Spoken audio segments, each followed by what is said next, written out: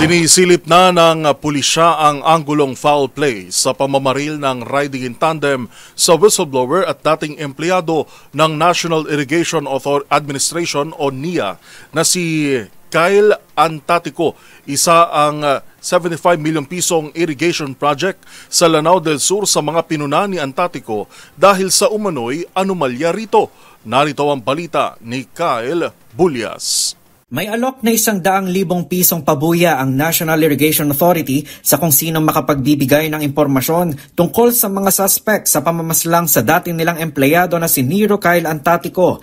Nitong ng Oktubre, pinagbabaril si Antatico sa loob ng kanyang sasakyan ng isang riding in tandem sa Barangay Patag sa Cagayan de Oro City. Nagtrabaho bilang isang senior legal researcher sa NIA Northern Mindanao si Antatico bago ito nag-resign noong 2024. Pero bukod dito, siya rin ay isang whistleblower tungkol sa mga umano'y korupsyon sa loob mismo ng NIA. Dahil dito, kabilang na ito sa tinitignang motibo ng Philippine National Police sa pagpatay sa kanya. Sa panayam naman ng DZRH News kay NIA Administrator Eduardo Guillen, hindi nito direktang pinabulaanan ng alegasyon ni Antatico pero ayon sa kanya, na-inspeksyon na nila ang mga proyektong pinupuna ni Antatico at sinabing operational naman ang mga ito. Kabilang dito ang Irrigation Canal Project sa Lanao del Sur na nagkakahalaga ng 75 million pesos at idineklara umanong tapos na at nabayaran kahit na ito ay umano'y sira at hindi magamit.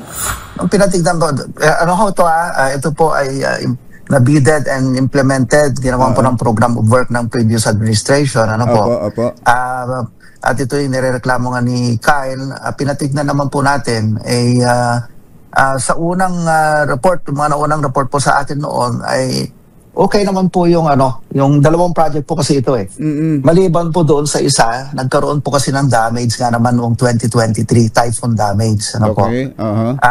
Unfortunately, yung 2023 po, wala pong QRF ang NIA. Wala po kaming quick response fund para sa mga typhoon damages. Nagsimula lamang po ang QRF ng NIA ng 2024. So, hindi naayos kaagad pero nung nagkaroon po kami ng pondo, na-prepare naman na po ito. Actually, lumang po ito matagal na po project po ito.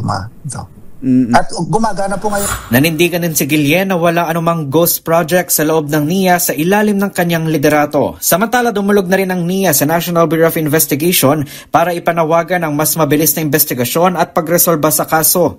Una rito, naglabas na ng pahayag ang NIA Region 10 kung saan sinabi ritong nagsasagawa na sila ng comprehensive review at verification process kaugnay ng mga alegasyon sa mga proyekto sa rehiyon.